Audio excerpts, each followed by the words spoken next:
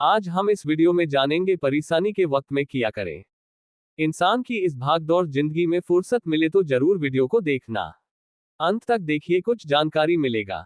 जीवन के हर संकट से मिलेगी मुक्ति, बस आजमाएं ये 10 चमत्कारी उपाय। चलिए शुरू करते हैं। दैनिक जीवन में कुछ उपाय सच्चे मन से किए जाए तो इनका सकारात्मक प्रभाव देखा जा सकता है। आज हम आपको कुछ ऐसे ही छोटे और अचूक उपाय बता रहे हैं जिन्हें सच्चे मन से करने से आपकी जिंदगी की हर परेशानी दूर हो सकती है। ये उपाय इस प्रकार हैं। रोज अपनी हथेलियां देखें। रोज सुबह जब आप उठे तो सबसे पहले दोनों हाथों की हथेलियों को कुछ क्षण देखकर चेहरे पर 3-4 बार फेरे। धर्म ग्रंथों के अनुसार हथेली के ऊपरी भाग में मां लक्ष्मी, बीच में मां सरस्वती व नीचे के भाग मणिबंध में भगवान विष्णु का स्थान होता है। इसलिए रोज सुबह उठते ही अपनी हथेली देखने से भाग्य चमक उठता है।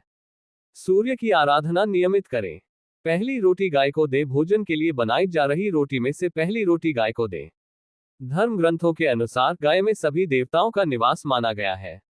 अगर प्रतिदिन गाय को रोटी दी जाए तो सभी देवता प्रसन्न होते हैं और आपकी हर मनोकामना पूरी कर सकते हैं। चींटियों को आटा डालें। अगर आप चाहते हैं कि आपकी किस्मत कम समय में चमक जाए तो रोज चींटियों को शक्कर मिला हुआ आटा डालें। ऐसा करने से आपके पाप कर्मों का क्षय होगा और पुण्य कर्मोदय होंगे। यही पुण्य कर्म आपकी मनोकामना पूर्ति में सहायक होंगे। देवताओं को फूलों से सजाएं। घर में स्थापित देवी देवताओं को रोज फूलों से सजाना चाहिए। इस बात का ध्यान रखें कि फूल ताजे ही हो।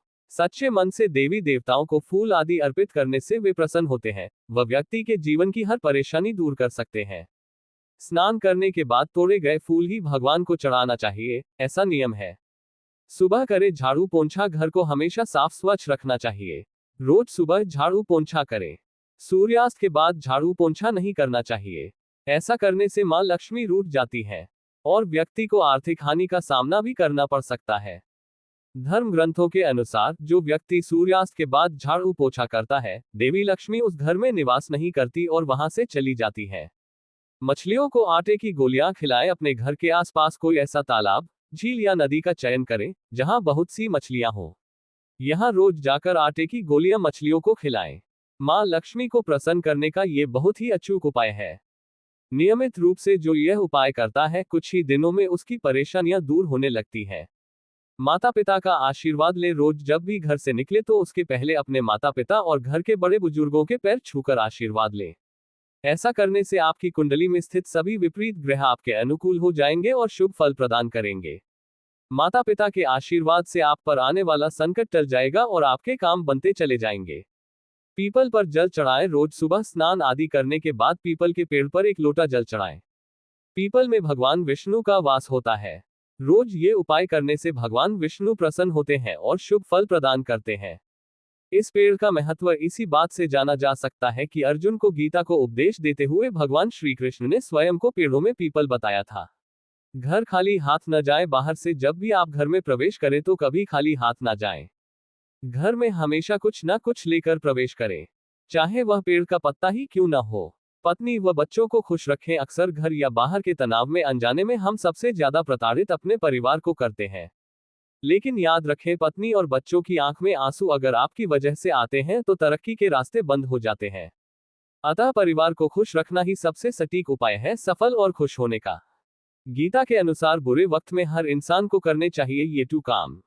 भगवान श्री कृष्ण गीता के 9वें अध्याय के 22वें श्लोक में कहा है कि जो मनुष्य मेरे पर मन लगाते हैं, मेरा ध्यान करते हैं, मैं उनको वो प्रदान करता हूं जो उनके पास नहीं है। साथ ही जो उनके पास है मैं उनकी रक्षा भी करता हूं। भगवान श्री कृष्ण। प्रत्येक व्यक्ति के जीवन में अच्छे और बुरे समय आते हैं। अच्छे समय की तो चर्चा सब लोग करते हैं, लेकिन बुरे समय के बारे में प्रायः सभी चर्चा करते हैं। अक्सर लोग कहते हैं कि मेरा समय बहुत खराब चल रहा है, समझ नहीं आ रहा कि क्या किया जाए, कैसे अपने बुरे समय को अच्छे समय बदलूं। लेकिन सच तो यह है कि 2 चीजें ऐसी हैं जिसे बुरे समय में करने चाहिए। भगवान श्री कृष्ण ने गीता में बुरे समय के लिए क्या कहा है, इसे आज हम जानेंगे। आगे हम इसे एक कहानी के माध्यम से जानते हैं। एक बहुत ही गरीब किसान था। वह था तो बहुत गरीब लेकिन मेहनती और खुश था। वह रोज सुबह उठकर मंदिर में जाकर केवल 10 मिनट भगवान के आगे हाथ जोड़कर प्रार्थना करता था।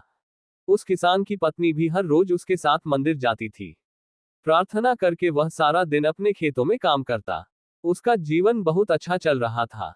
अपनी मेहनत से वह कुछ ज्यादा तो नहीं कमा पाता था, लेकिन फिर भी जितना भी कमाता था उसमें से कुछ पैसे लोगों की भलाई में लगा देता था।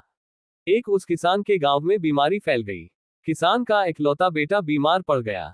किसान के गांव में इस बीमारी की इलाज के लिए कोई अच्छा डॉक्टर नहीं था। पास के शहर में उस बालक को ले जाया गया। शहर के इस अस्पताल का इलाज बहुत ही महंगा था। उस बेचारे किसान के लिए अस्पताल और डॉक्टर का खर्चा आदि दे पाना बहुत ही मुश्किल था। किसान दिन प्रतिदिन हिम्मत हारता जा रहा था। एक दिन अस्पताल में बैठे बैठे वह इतना हताश हो गया कि वो जोर जोर से रोने लगा। साथ ही कहने लगा, पता नहीं किस चीज का बदला भगवान मुझसे ले रहे हैं। कभी वह खुद को कोसता तो कभी भगवान को, लेकिन किसान की पत्नी को भगवान पर अटूट विश्वास था। लेकिन किसान को आशा की कोई किरण नजर नहीं आ रही थी। अस्पताल के कुछ दूरी पर ही मंदिर था। किसान की पत्नी हर रोज उस मंदिर में प्रार्थना करने जाती थी। लेकिन किसान का मन प्रार्थना करने का नहीं करता था। डॉक्टर ने उस किसान से कहा, बच्चे के इलाज के लिए 10,000 रुपए की आवश्यकता है। पर किसान के लिए इतनी बड़ी रकम इकट्ठा कर पाना मुश्किल था। किसान की पत्नी अब भी मंदिर जाती थी। वह भगवान के आगे हाथ जोड़कर प्रार्थना करती कि उसका पुत्र ठीक हो जाए। एक दिन मंदिर में एक सेठ आया। उसने किसान की पत्नी को कहा कि उसने किसान की बात उस दिन अस्पताल में सुनी थी। सेठ को बातों ही बातों में पता चला कि किसान को 10,000 रुपए की जरूरत है। इस पर सेठ ने अपनी जेब से 10,000 निकाल कर देते हुए बोला कि उसके पास इतने रुपए ही हैं। साथ ही सेठ ने कागज पर अपना पता लिखते हुए कहा, अगर उनको और पैसों की आवश्यकता हो तो वे बेहिचक मांग ले। महिला ने उत्तर दिया, इस कागज की कोई आवश्यकता नहीं है। वो जानती है कि ये पैसे उसको किसने भेजवाए हैं। जिसने उसे ये पैसे दिए हैं वह परमात्मा उसका हमेशा ख्याल रखेंगे। इस कहते हैं अटूट विश्वास। ये सबसे जरूरी चीज है जिसे हम अक्सर खो देते हैं। भगवान श्री कृष्ण गीता के 9वें अध्याय के 22वें श्लोक में कहा है कि जो मनुष्य मेरे पर मन लगाते हैं, मेरा ध्यान करते हैं, मैं उनको वो प्रदान करता हूँ जो उनके पास नहीं है। साथ ही जो उनके पास है मैं उनकी रक्षा भी करता हूँ। इसलिए यह बहुत जरूरी है कि हम अपने बुरे वक्त में परमात्मा पर भरोसा रखें। इसके अलावा गीता के दूसरे अध्याय के 14वें श्लोक में कहा है कि सुख और दुख का भाव इंद्रियों से निकलता है। ये मौसम के समान है, यानी ये सुख और दुख दोनों ही हमेशा नहीं रहेंगे। इसलिए हमें सुख और दुख का समान भाव से सामना करना चाहिए। हर प्रकार के संकट दूर करेंगे ये 5 अचूक उपाय। जीवन सतत कर्मों का प्रतिफल भाग्य के रूप में हमें प्रदान करता है। इसलिए अपने कर्मों में होने वाली असावधानी का हमें विशेष ध्यान रखना चाहिए। हमारे जीवन में आने वाली परेशानियों का सीधा संबंध पूर्व में किए गए कर्मों के आधार पर ही बनता है। जन्म कुंडली में स्थित ग्रहों और उनकी विभिन्न ग्रहों की युति के आधार पर अच्छे और बुरे योग जैसे पितृदोष, कलसर्प दोष, शनि की 7.5 ग्रह, नक्षत्रों के बुरे प्रभाव आदि का संबंध देखा जाता है, जो कहीं न कहीं सभी हमारे पूर्वजन्म के कर्मों को ही इंगित करते हैं। कुंडली में दोष होने पर क्या परेशानियां आ सकती हैं? उपरोक्त सभी दोष हमारे जीवन में संकट पैदा कर देते हैं। दक्षिण मुखी मकान, वास्तु दोष, ग्रह कलह, आर्थिक संकट, कोर्ट कचहरी संकट, रोग संकट, वैवाहिक संकट और कर्म दोष, ये सभी कुंडली में उपस्थिति दोषों के प्रभाव से ही होते हैं और कुंडली में ग्रहों की अशुभ दृष्टि कर्मों के प्रतिफल के रूप में ही बनती है। सीधे शब्दों में कहें तो कुंडली एक रिपोर्ट कार्ड है जो हमारे पूर्व जन्म के अच्छे बुरे कर्म एवं आने वाले भविष्य में उनसे हो सकने वाले प्रतिफल को बताता है। अशुभ दोष एवं संकट दूर करने के लिए करें ये उपाय। अब इस बात पर तो ठीक है कि ये सब हमारे कर्मों का प्रतिफल है, लेकिन इनमें सुधार कैसे किया जाए, संकट से कैसे बचा जाए? इसके लिए सबसे पहले हमें वर्तमान कर्म सुधारने हैं। मन से दुश्चिंताएं एवं नकारात्मक सोच हटानी है। इससे हमारे विचारों की सकारात्मक ऊर्जा पुराने दोषों को कम करती है। किसी को दुख नहीं देने हैं। इसके साथ साथ जो समाधान ज्योतिष और हमारे धार्मिक ग्रंथों में बताए गए हैं उनको भी अपनाया जा सकता है। आगे जानते हैं क्या कर सकते हैं उपाय। हनुमान चालीसा का पठन मनन। हनुमान जी कलयुग के प्रत्यक्ष देवता माने गए हैं। ऐसे में बाबा बजरंग बली की नित्य प्रति आराधना आपको मानसिक संबल प्रदान करती है, जिससे सभी संकटों से मुक्ति मिलती है। इसके लिए प्रतिदिन संध्यावंदन के समय हनुमान चालीसा पढ़ें। हनुमान चालीसा पढ़ने से पितृदोष, मंगल दोष, राहु केतु दोष आदि सभी कुंडली के दोष निष्प्रभावी होते हैं। हनुमान जी को आप चोला भी चढ़वा सकते हैं। कम से कम 5 बार हनुमान जी को चोला चढ़ाएं, आपको शीघ्र ही संकटों से मुक्ति मिल जाएगी। इसके अलावा प्रति मंगलवार या शनिवार को बड़ के पत्ते पर आटे का दिया जलाकर उसे हनुमान जी के मंदिर में रखाएं। ऐसा कम से कम 11 मंगलवार या शनिवार को करने से लाभ होगा। गाय, कुत्ते, चींटी और पक्षियों के लिए भोजन डालें। वेदों के पंचयज्ञ में से एक वैश्वदेव यज्ञ कर्म कहा गया है, जो बड़ा पुण्यकर है।